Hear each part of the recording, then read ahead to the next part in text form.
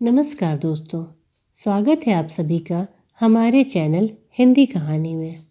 आज मैं आपके सामने मालती जोशी की एक कहानी सजा लेकर आई हूँ। तो शुरू करते हैं। रीना का मूड सुबह से ही उखड़ा हुआ है। उसे समाज पर, मम्मी पापा पर और अपने आप पर बहुत गुस्सा आ रहा था। एमटेक करने के बाद अगर शादी ही करनी थी तो इतना पढ़ने लिखने की ज़रूरत ही क्या थी। हाई स्कूल में ही शादी कर लेनी चाहिए थी। तब हाथ भर का घूंघट निकाल कर भी उसे दुख न होता।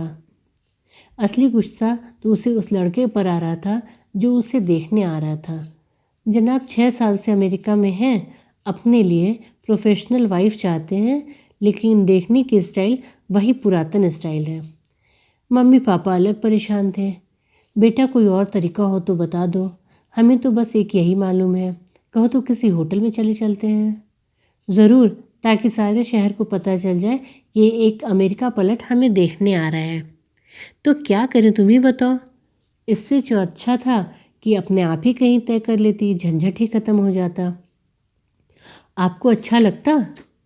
न भी लगता तो क्या फ़र्क पड़ता था। तुम्हारे भाई ने कर ली तो हमने कुछ कहा, चुपचाप स्वीकार कर लिया ना। लड़कों को तो 100 खून माफ़ होते हैं मम्मी, पर लड़कियां जरा लीक से हटी नहीं कि भूचाल आ जाता है, रीना ने कहा। वैसे वह मन में सोच रही थी कि अपने आप शादी तय कर लेना क्या इतना सरल है। शुरू से ऐसा सहेज कर रखते हैं कि कहीं झांकने तक की हिम्मत नहीं पड़ती। वैसे मम्मी एक बात तय है, उसने ऐलानिया तौर पर कहा, मैं चाय वाय लेकर नहीं आऊँगी। कोई बात नहीं, जमुना के हाथ भेज देना। रीना ने जमुना की ओर देखा। लतर पतर कपड़ों में बड़े मज़े से बर्तन मांज रही थी। बाल बेतरह बिखरे हुए थे। सामने आती लटों को वह बड़े अक्खर अंदाज में साबुन सने हाथों से पीछे कर रही थी। अपने से ज़्यादा तो उसे इस पर मेहनत करनी पड़ेगी।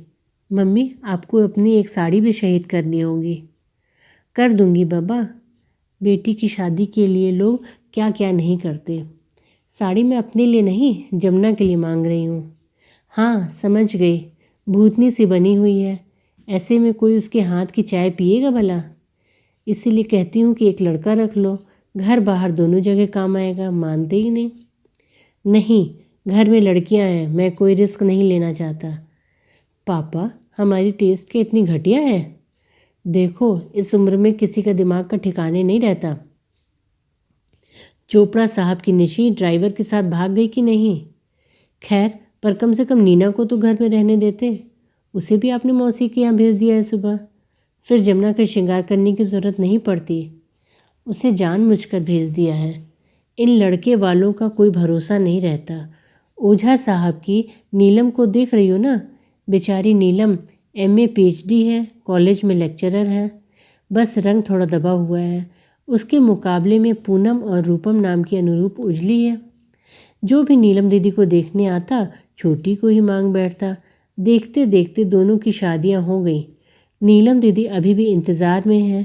रंग में नीना भी रीना से 20 है। सिर्फ बीए है तो क्या हुआ। लड़के वालों तो सिर्फ रंग देखते हैं। अपने गेहुए रंग का एहसास होते ही मन थोड़ा बुझ सा गया। शाम के कार्यक्रम के लिए मन में वैसे ही उत्साह कम था, अब वो बिल्कुल भी ख़त्म हो गया। जमुना को जता दिया था कि दोपहर को कंघी चोटी करके आए। देवी जी जब पधारी, बालों से तेल जैसे चू रहा था। आंखों में ढेर सारा काजल, बालों में रंग बिरंगे क्लिप्स और हाथों में ढेर सारी चूड़ियाँ। इसे देखो तो ज़रा, जैसे इसे कोई देखने आ रहा हो। मम्मी ने उसे हाथ साड़ी पकड़ाते हुए कहा। एक चटक पीली कांजीवरम वे रीना के लिए भी निकाल लाई थी। मम्मी, साड़ी पहनना क्या ज़रूरी है? मेरे ख्याल से वे लोग इतने दकियानूस तो नहीं होंगे कि सूट देकर नाक बहुत सिकोड़ने लगे। सवाल उनका नहीं, अपने घर का है, इस घर के कल्चर का है। अपने घर जाकर तुम चाहे जीन्स पहनना, चाहे फ्रॉक, पर यहाँ तो तुम साड़ी में ही उन लोगों के सामने जाओगी। ठीक है, रीना ने हथियार डालते हुए कहा, पर मैं इतनी भारी साड़ी नहीं पहनूंगी प्लीज़। अच्छी बात है, अलमारी से अपनी पसंद की निकाल लो और ज़रा जल्दी करो, 5 बजने ही वाले हैं। वह अभी मम्मी की अलमारी खंगाल ही रही थी कि फाटक खटका। उसने झांक कर देखा, मम्मी गेट खोल रही थी। उसने सोचा, अमेरिका पलट को एक नज़र देखूं तो सही। पापा ने उतरकर पिछला दरवाज़ा खोला। साहबजादे उतरे। शक्ल सूरत से तो स्मार्ट ही लग रहे थे। हाँ, रंग जरा दबा हुआ था। अमेरिका में भी उसमें कुछ सुधार नहीं कर पाया था। लड़के के पीछे पीछे उसके पिता उतरे। उन्हें देखकर वह धक से रह गई। मम्मी की अलमारी को यूं खिला छोड़कर वह अपने कमरे में आकर धमस से बैठ गई। उसने दोनों हाथों से अपना सिर थाम लिया। रीना, वे लोग आ गए हैं, तुम जल्दी से तैयार हो जाओ। तब तक मैं किचन में जाकर सब जमा कर रखती हूँ, तुम बस भिजवाने की व्यवस्था कर देना। जी, उसने मरील सी आवाज़ में कहा।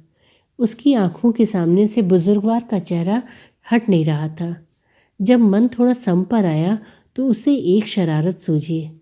उसने जमुना का दोबारा हाथ मुंह धुलवाया, खूब क्रीम पाउडर पोत कर चेहरा चमकाया, फिर उसका बढ़िया से जूड़ा बनाया और बड़े ही नफीस ढंग से उसे साड़ी पहनाने लगी।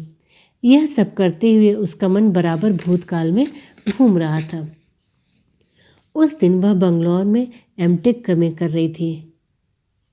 रात को दिल्ली से चढ़ती थी, पूरी 2 रातों का सफ़र करके तीसरे दिन शाम को बेंगलोर पहुंचती थी।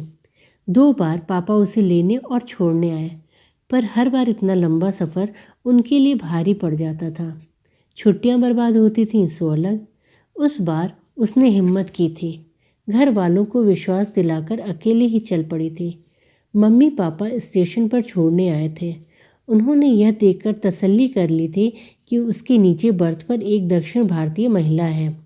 सामने की बर्थ पर भी एक बुजुर्गवार थे। ऊपर की दोनों बर्थ पर बाद में 2 लड़के आए थे। बंगलोर में अनगिनत इंजीनियरिंग कॉलेज थे, इसीलिए हर बार 10-20 लड़के कंपार्टमेंट में होते ही थे। वे लोग ऊपर की बर्थ ही पसंद करते थे। गाड़ी हमेशा की तरह फुल थी। घर से जब भी आती तो नींद मुश्किल से ही आ पाती थी। अलग देश, अलग परिवेश, अलग भाषा, अलग खान पान, एडजस्ट करते करते पसीना आ जाता था। फिर भी 6-8 महीनों में वह काफ़ी अभ्यस्त हो चली थी, लेकिन घर से दूर रहना अब भी उस पर भारी भारी पड़ता था। बड़ी मुश्किल से एक झपकी आई ही थी कि एकाएक चौंक पड़ी। लगा जैसे किसी ने उसका कंधा जोर से दबाया हो। पहले तो लगा जैसे नीना उसे जगा रही है। उसने आंख खोली, अरे वह तो ट्रेन में है। फिर ये स्पर्श किसका था? उसने सतर्क होकर ऊपर देखा। वहाँ खर्राटों की आवाज़ आ रही थी। सामने वाली बर्थ खाली थी। शायद अंकल बाथरूम तक गए होंगे। बर्थ से उतरते हुए हाथ छू गया हो। वह पीठ करके लेट गई। आहट से पता चला कि अंकल लौट आए हैं। इस बार उसकी पीठ पर उंगलियों का दबाव था। वह सांस रोककर लेटी रही। पिछली बार लगा था कि अनायास ही हो गया होगा, पर इस बार लगा कि स्पर्श सहेतुक है। वह परेशान हो गई। अपने आप को कोसने लगी कि क्यों अकेले आने की जिद की। लगा कि इतने सारे अपरिचित लोगों के बीच वह एकदम अकेली पड़ गई है। किस करवट लेटे उसकी समझ में नहीं आ रहा था। पंखे की ओर टकटकी लगाए वह सीधी लेटी रही। मुश्किल से 2 घंटे बीते होंगे। लाख कोशिशों के बावजूद उसकी आंख लग गई थी कि फिर वही स्पर्श, इस बार उसके सीने को टटोलता हुआ। क्या करे वह, कुछ समझ नहीं आ रहा था। वह धीरे से नीचे उतरी, फुसफुसाकर कहा, आंटी मैं आई सिट हियर? महिला शायद जाग रही थी। पूछा, एनी प्रॉब्लम? उसने चुपचाप बीच वाली बर्थ की ओर इशारा कर दिया। वे समझ गई। उन्होंने तुरंत सामने वाली सीट पर लेटे व्यक्ति को झकझोरा और कन्नड़ में कुछ कहा। तब तक बुजुर्गवार बाथरूम से लौट आए थे। चुपचाप ऊपर चढ़ गए और सबकी ओर पीठ करके लेट गए। एकदम सीधा साधा मासूम चेहरा, पर उंगलियां इतनी वाचाल। उफ! दक्षिण भारतीय सज्जन अपना बोरिया बिस्तर लेकर ऊपर चढ़ गए। अपनी भारी भरकम देह को लेकर ऊपर चढ़ना उनके लिए सचमुच मुश्किल था, पर एक अपरिचित लड़की के लिए भी यह कष्ट उठा रहे थे। रीना का मन कृतज्ञता से भर आया। बाकी रात आराम से कट गई। सुबह कोई 5 बजे होंगे, एक हल्के से शोर से उसकी नींद खुल गई। देखा, अंकल जी अपने बाएं हाथ से दाएं हाथ का पंजा थामे हुए हैं। चेहरे पर दर्द की रेखाएं हैं। दक्षिण भारतीय सज्जन माफ़ी मांग रहे हैं। सॉरी, हम नींद में टर्नओवर किया। आपका हाथ इधर में था। I didn't know. लाइट जला ली गई। उस विशाल काया के टर्नओवर होने से अंकल जी की उंगलियों का सचमुच कपचूमर निकल गया था। छोटी उंगली की अंगूठी तो एकदम चौकोर हो गई थी। शायद छोटा सा घाव भी कर गई थी, क्योंकि रुमाल पर खून की बूंदें थीं। फिर थोड़ी सी फर्स्ट एड हुई, थोड़ी सी क्षमा याचना हुई और मामला शांत हो गया। उसके बाद अंकल जी जो सोए तो देर तक सोते रहे। रीना फिर नहीं सो पाई। उसने बाथरूम में जाकर हाथ मुंह धोया, ब्रश किया, बाल ठीक किए। वह लौटकर अपनी चादर वगैरह समेटती रही। तब तक दक्षिण भारतीय दंपति ने बीच वाला बर्थ गिरा दिया था और उसे अपने पास बैठा लिया। तब तक कॉफ़ी कॉफ़ी की पुकार शुरू हो गई थी। कॉफ़ी की चुस्कियों के साथ खूब बातें होती रहीं। रात की बात एक दुस्वप्न की तरह लग रही थी। अंकल जी देर तक सोते रहे। भोपाल भी निकल गया, तब जाकर उठे। हाथ मुंह धोकर उठ आए, अपना बिस्तर समेटा और बर्थ गिराकर सामने बैठ गए। पूछा, आप लोग साथ में हैं? आंटी ने तत्परता से जवाब दिया, हमारा नीस है, दिल्ली आईआईटी में पढ़ता। इसकी हिंदी तो बहुत अच्छी है। फादर की पोस्टिंग नॉर्थ इंडिया में ज़्यादा रही है ना, इसीलिए। रीना को आंटी की बात को संभालना ही पड़ा और अपनी तरफ से वह कोई झूठ नहीं बोल रही थी। उसके पिता की नौकरी हमेशा उत्तर भारत में ही रही है। इसके फीचर्स भी साउथ इंडियन नहीं लगते। शॉर्ट हेयर है ना, इस वास्ते, आंटी बोली। वे अविश्वास से देखते रहे, फिर मैगजीन निकालकर पढ़ने लगे। वे जब थोड़ी देर के लिए नागपुर में उतर गए थे तो रीना ने कहा, अच्छा हुआ आंटी आपने मुझे बेटी नहीं नीस ही बताया, नहीं तो वे कभी विश्वास नहीं करते। आपकी सुंदर आंखें, घने बाल, इनमें से कुछ भी तो मेरे पास नहीं है।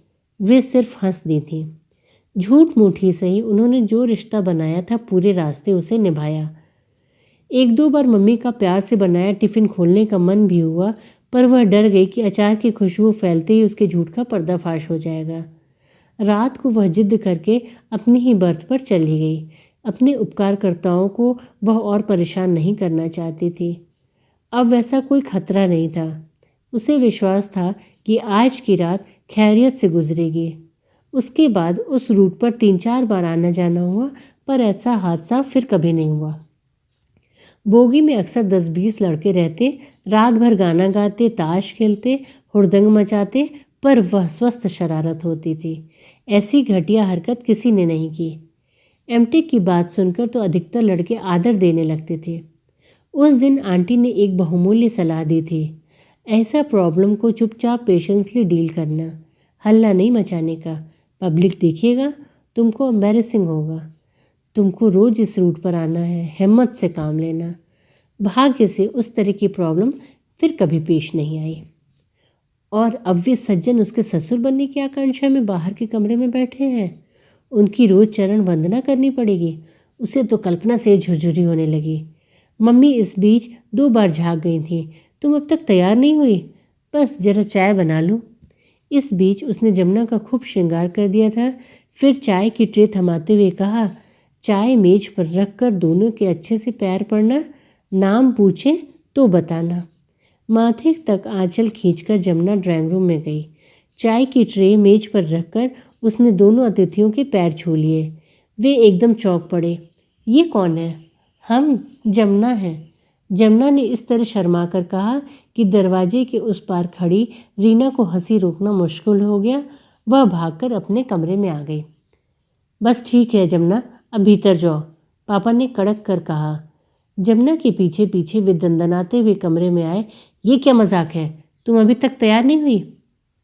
पापा, मैं वहाँ शादी नहीं करूँगी। क्यों? कारण मत पूछिए। लेकिन उन लोगों को मैं क्या जवाब दूंगा? जवाब मैं दूंगी, आप चिंता ना करें। और सचमुच वह लंबे लंबे डग भरती ड्राइंग रूम के दरवाजे पर जा खड़ी हुई।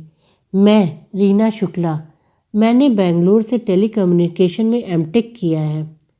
बेंगलोर प्रवास के दौरान एक बार भेंट हुई थी, आपको याद होगा। दोनों मुंह बाए उसे देख रहे थे। बुजुर्गवार एकदम उठ खड़े हुए। योगेश चलो, उन्होंने बेटे को आदेश दिया।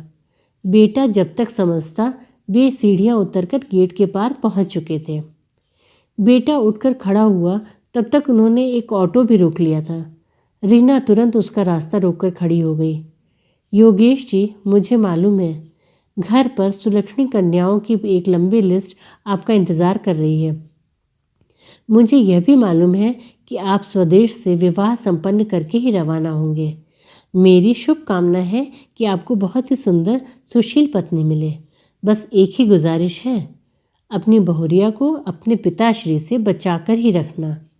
लड़के ने एक बार रीना को जलती आंखों से घूरा और बाहर निकल गया। मम्मी पापा इतनी देर तक इस नाटक के मूक दर्शक बने हुए थे, एकदम बोल उठे, आखिर क्या बात है, कुछ बताएगी भी? बताने लायक नहीं है पापा, फिर भी पता तो चले कि उसने किया क्या है। बच्चों को ऐसा सबक सिखाऊंगा कि जिंदगी भर याद रहेगा। पापा, वह शख्स जिंदगी भर के लिए अपनी बेटी की नज़रों में गिर गया है। इससे बुरी सज़ा, इससे बड़ा दंड आप किसी को क्या दे सकते हैं? धन्यवाद। Please like, share and subscribe.